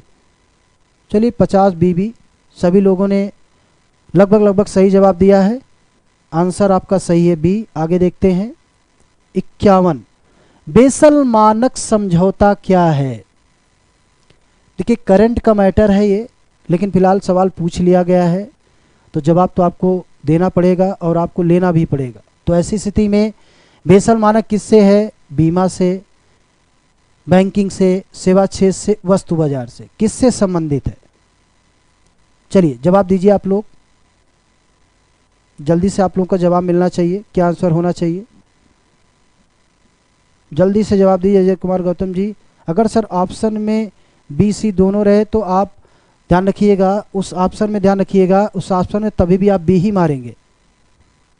कारण क्या है कि अजय कुमार जी, इसमें होता क्या है कि जब पहली बार श्रम शक्ति में कोई जुड़ता है, हाँ ये हो सकता है तकनीकी परिवर्तन के बाद एक रोजगार से हटकर दूसरे रोजगार की वो तलाश करता है तो भी घर्षणात्मक ही होता है। लेकिन यहाँ पर जो कुछ घर्षण का मतलब है कि पहली बार रोजगार की तलाश में वो गया है कृषि क्षेत्र से इंडस्ट्री सेक्टर में, और काफी दिनों तक वो घर्षण कर रहा है, तो ज्यादा ऑप्शन आपका बी ही सही है। आगे देखिए, अवधेश यादव जी 51 बी, अनामिका पांडे जी सी, प्रवीण कुमार यादव जी, आपका पढ़ाने का तरीका क्या लिखा है? प्रवीण कुमार यादव जी, आपका पढ़ाने का तरीका अच्छा, चलिए बहुत अच्छी बात है। थैंक यू प्रवीण कुमार यादव जी। अगर आपको क्लास समझ में आ रही है तो बहुत अच्छी बात है, लेकिन आप लोग पहले तो शेयर भी कीजिए। आप लोग शेयर कीजिए और ज़्यादा से ज़्यादा लोगों को आप लोग शेयर कीजिए, ठीक है। चलिए आगे देखते हैं। तो ध्यान रखिएगा, बेसल मानक समझौता ये स्विट्जरलैंड में बैंकिंग प्रक्रिया के लिए था, तो ध्यान रखिएगा ये समझौता आपकी बैंकिंग क्षेत्र से है, ठीक है। ये बैंक से रिलेटेड था, ये करंट का मैटर था। चलिए इस पर बहुत ज़्यादा कमेंट नहीं करेंगे। आगे लास्ट हम लोग देखते हैं, तरलता पसंदगी सिद्धांत में तरलता जाल को दर्शाता है। क्या आंसर होना चाहिए? मुद्रा की मांग वक्र पूर्व रोचकील होता है, मुद्रा की मांग वक्र पूर्व विलोपशील होता है। तरलता पसंदगी सिद्धांत में तरलता जाल की स्थिति है मुद्रा की मांग, मुद्रा की पूर्ति। जल्दी से जवाब दीजिए। चलिए जवाब दीजिए आप लोग, क्या होना चाहिए? देखिए बहुत ही सरल सवाल है लेकिन बहुत ही कठिन सवाल है। अजय कुमार जी कह रहे हैं बी, पूर्व विलोपशील हो जाता है। चलिए और लोग जवाब दीजिए, और लोग जवाब दीजिए जल्दी से, जल्दी से आप लोग जवाब दीजिए, जल्दी से जवाब दीजिए क्या होना चाहिए। देखिए इकोनॉमी की क्लास है, इकोनॉमी सेगमेंट है, टीजीटी पीजीटी के लिए है। इसके अलावा ध्यान दीजिए आप लोग कि नेट जेआरएफ की भी क्लासेज स्टार्ट हुई हैं। मनोज कुमार सर मैं पहली बार आया हूं आपकी क्लास पर, बहुत अच्छी बात है भवेश कुमार जी। अगर आप आए हैं तो आपको यहाँ निराशा नहीं मिलेगी। अगर आप इकोनॉमिक्स पढ़ना चाहते हैं, इकोनॉमी सेगमेंट की तैयारी करना चाहते हैं, तो इस प्लेटफॉर्म पर इस क्लास में आपको परफेक्टली आपको सारी चीज़ें मिलेगी, आपके हिसाब से मिलेगी। आपके हिसाब से मतलब कि इकोनॉमी में आपको पूरी जानकारी आपको दी जाएगी, आपका कॉन्सेप्ट आपका क्लियर किया जाएगा, इस बात की मैं आपको गारंटी देता हूँ। चलिए Ajay Kumar Gautam ji 52, Praveen Kumar Yadav ji B, Rakesh Kumar Pal D, Abhishek Tiwari ji B, Bhuvnesh Kumar D कह रहे हैं, दिनेश यादव जी सी कह रहे हैं। चलिए देखिए हम देखते हैं कि लगभग कितने लोगों ने ये सवाल सही दिया है। देखिए इस सवाल में जो चीज़ें हैं कुछ चीज़ें छिपी हुई हैं और इसको हल करने के लिए बगैर ग्राफ के आप इसे समझ नहीं पाएंगे। पहले इसको लोग समझते हैं कि आखिर ये क्वेश्चन का कह क्या रहा है। इसे कहते हैं मुद्रा की मांग, ठीक है।